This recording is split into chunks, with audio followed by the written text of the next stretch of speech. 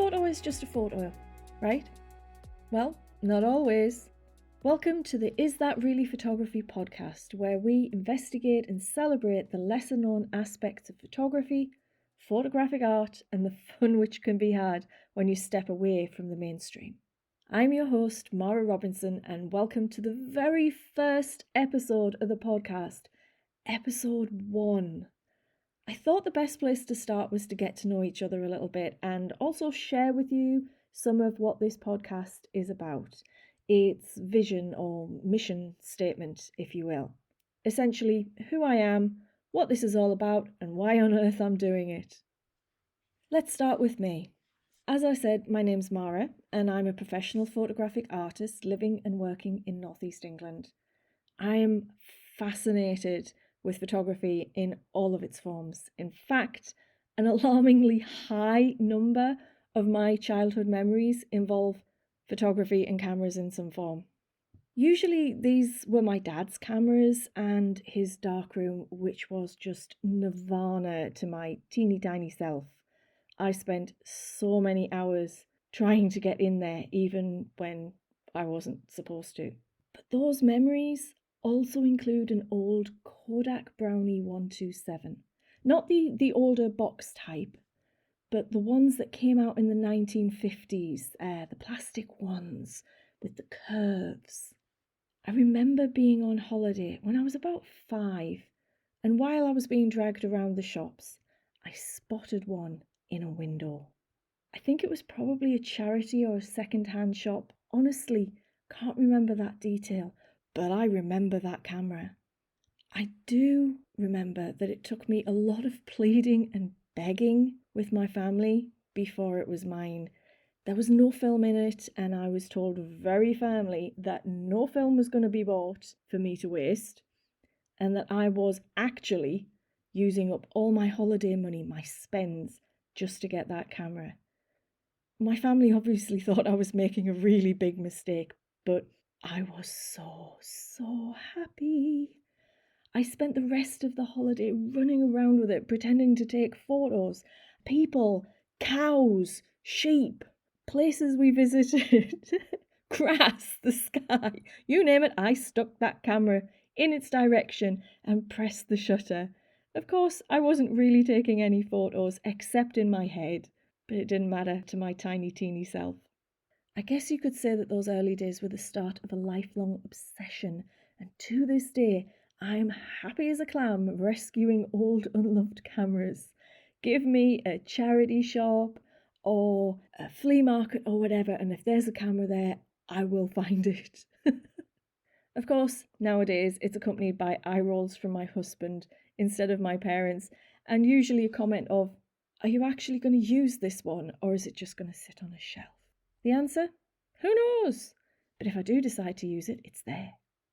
As I got older, I never really knew that you could study photography. Photography courses weren't as widespread as they are today, so I ended up going down a different path.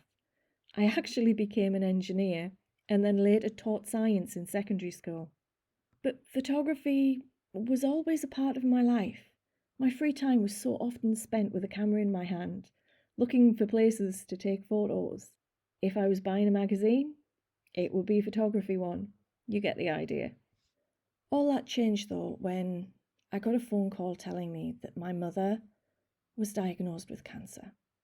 I won't go into all the details because, quite honestly, who wants to hear a grown woman cry on a podcast? But that's when my photography started to change. It started becoming something more.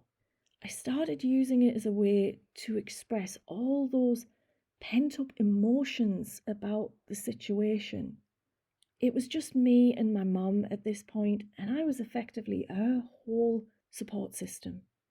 My friends were obviously supportive of me as they could be, but honestly, I always felt that it wasn't their job to keep me together. It was my job to keep myself together for my mum. So I used my camera. I started creating self-portraits and expressing my emotions that way. I created long exposure ghost images of myself throughout my mum's fight against the cancer and for a while after she passed. That's what kept me sane. That's what kept me functioning. That's what allowed me to keep going and support my mum and then keep going afterwards. In those final months before I lost my mum, I spent a ridiculous amount of time sat in hospitals. I sat waiting, I sat holding her hand, I sat keeping her company and just listening. I listened to my mum as she talked about what she was going through and about her life, her hopes and dreams, but most of all, her regrets. Sometimes I would end up talking to other patients on the ward, or my mum would tell me about conversations that she'd had with them. The common theme, it was always regret. They talked about what they wished they'd done.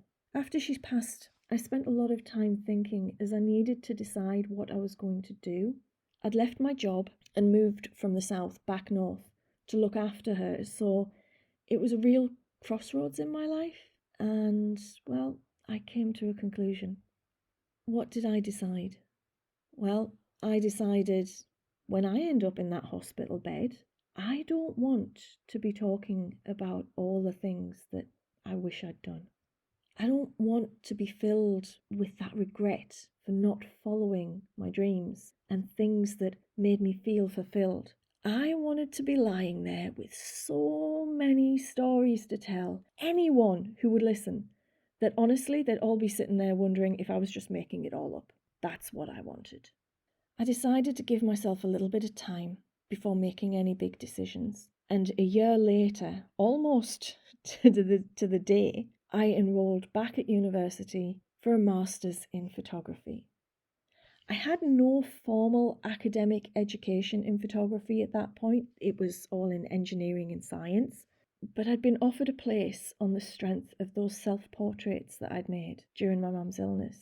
You see, that little girl who ran around pretending to take photos with that little plastic camera with no film still wanted to be a photographer. Actually, more precisely, I wanted to be a photographic artist, although I didn't actually know that that was a thing at the time. During my time back at uni, I rediscovered my love of being in the darkroom and working in there. And my inner photo geek, which my friends tell me is not so inner, was like a piggy wiggy in the proverbial. It was loving it.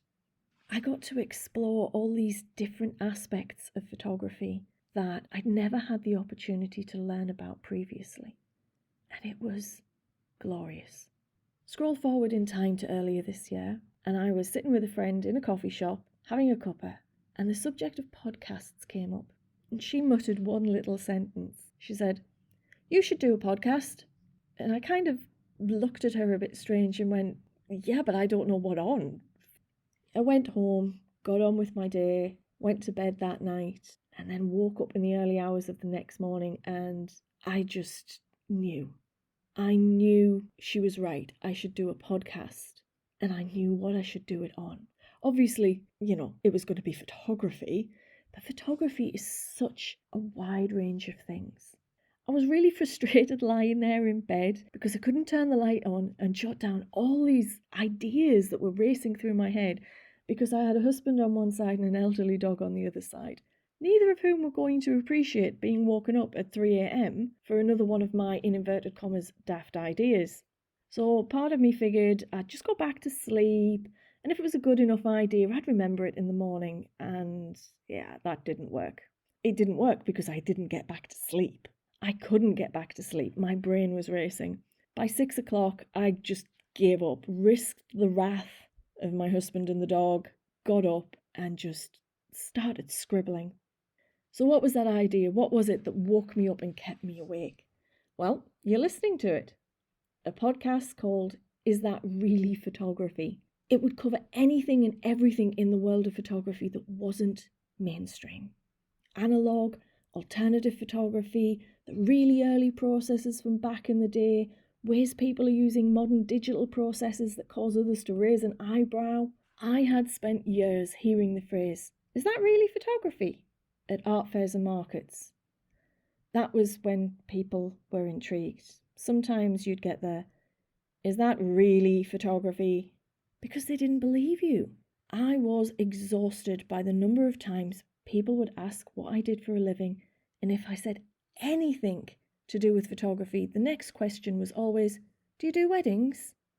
Or, "Do you do landscapes?"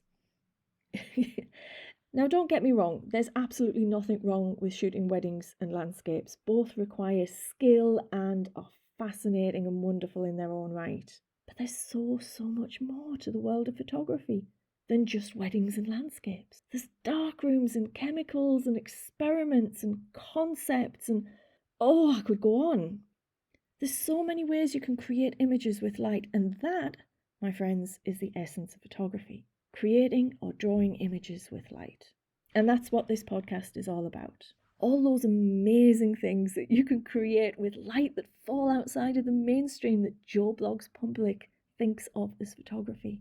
And more importantly, all the wonderful people, like me and like you, who are interested in those aspects of photography.